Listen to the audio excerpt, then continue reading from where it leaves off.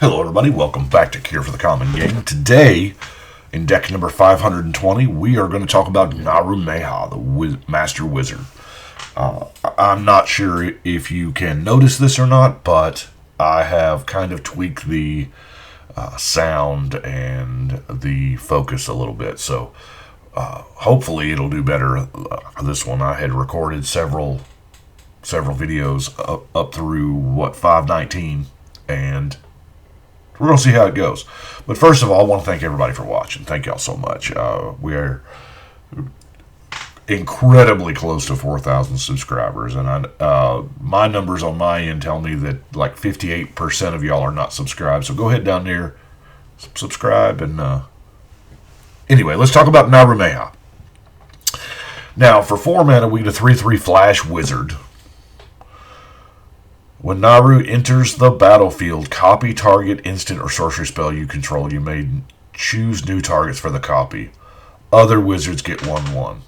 Now,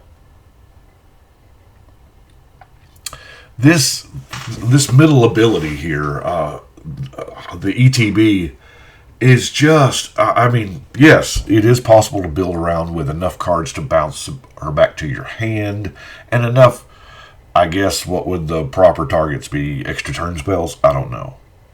So, I'll be honest with you. I kind of acted like that middle ability's not there because it's so narrow. It's in most instances, a one use unless you've got,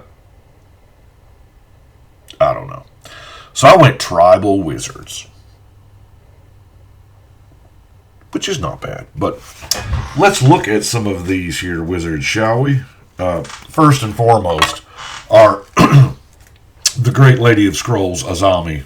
She's just, this is just a card drawing machine.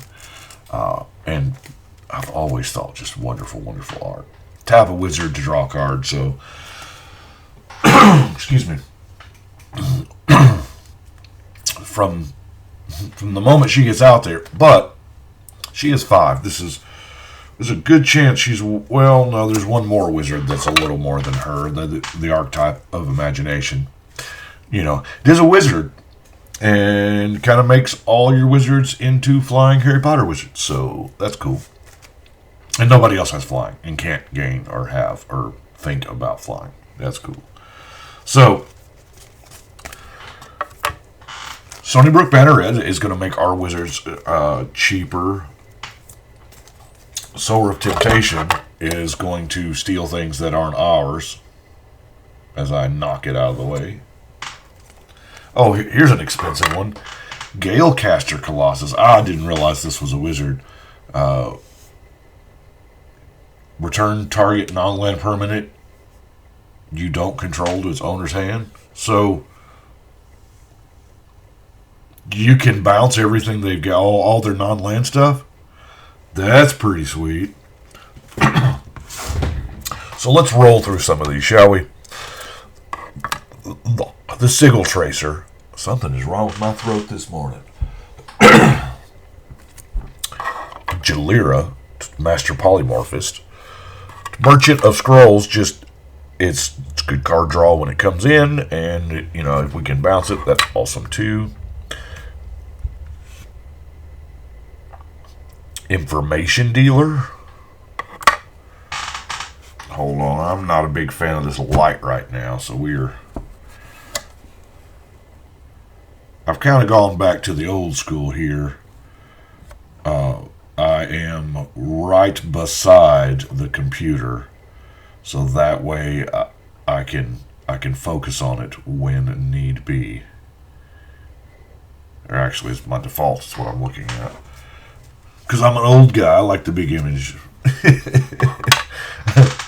Aven Wind Reader. Boy, the foils really show up foil now, don't they? I will try not to drop them because I know how loud that is. Apeto Grifter. Harbinger of Tide. Now, the Time Stream Navigator. I've always loved this card. Everything about it. The art's beautiful. The card is... Now, you spend 4 mana and tap it. Put it on the bottom of his library to take an extra turn. Now, yes, there are ways to abuse that in certain decks where she's the only creature you have, and then you just Oh, what's that artifact from Mirrodin that I've used it a million times? It's colorless, but it takes a Proteus Staff. Yeah. Pretty decent with Proteus Staff if she's the only creature in your deck. Water Spout Weaver. Kinship is probably going to happen most of the time. Covert Operative. I like having 3 power unblockable things. That's sweet. Amphin Path Mage.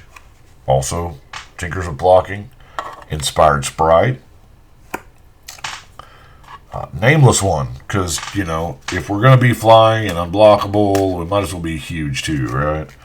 Academy Elite. In all graveyards. That's the beautiful part there. Paragon of Gathering Mist happens to be a wizard, and it helps out your team. Nizia Meddler, Ether Adept, Gem Palm Sorcerer, Daring Apprentice, Prodigal Sorcerer. That's Timmy. And we are stacking up, aren't we?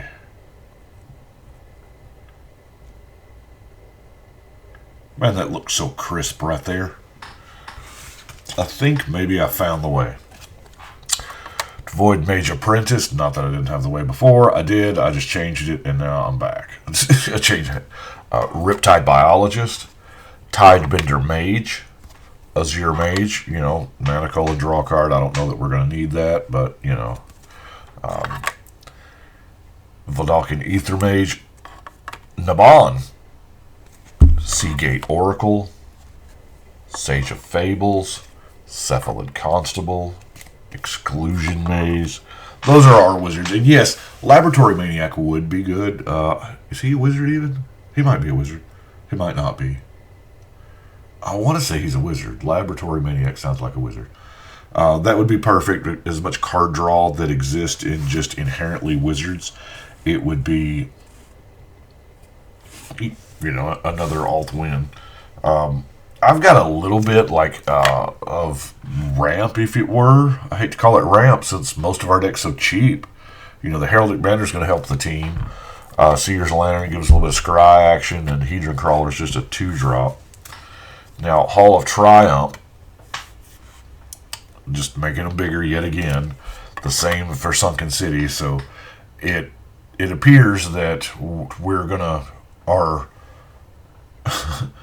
Blue aggro is how we're winning this. It's not tricksy shenanigans wizards. It's punch you in the face wizards. So, okay. Levitation's another, we're all going to fly. And 7th edition art is just, half the time I don't even know these cards by the 7th edition art. Flood. Tap target creature without flying. This is offensive, it's defensive, this is everything you want. I really, really like it. Have we got wizard stuff? Yeah, we got wizard stuff. We got Psychic Trance.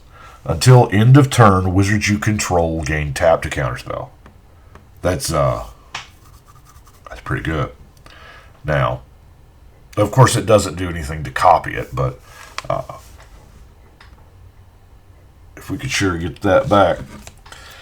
Ixidor's Will. This is really close to a hard counter. Wizard's Retort is a hard counter.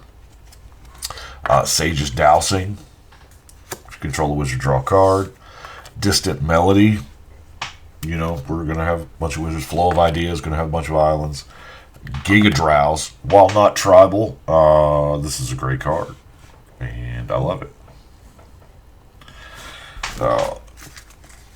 Let's see how Kasmina.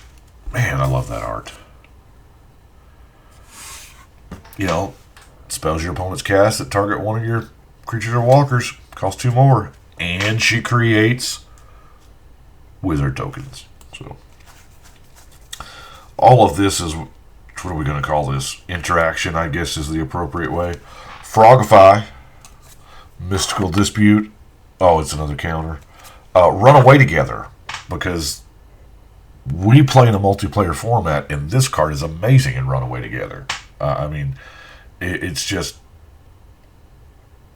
you're most of the time you're going to get the one big thing that's attacking you, and another thing that is a board presence piece of somebody else's. So, and in worst case scenario, well, maybe not worst case scenario, but you can return one of your own things that has a super ball and comes into play, like, I don't know, Naru Meha.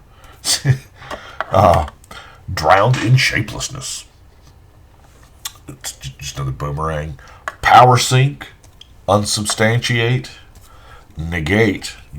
Y'all saw me unbox them, didn't you? Unwind, Dissipate. The reason why there's so many counterspell type cards in the deck is, well, it's wizards, and it feels like the theme. It feels like this is what a wizard would do. So, then we have Sleep, and our last non-land card is Claustrophobia.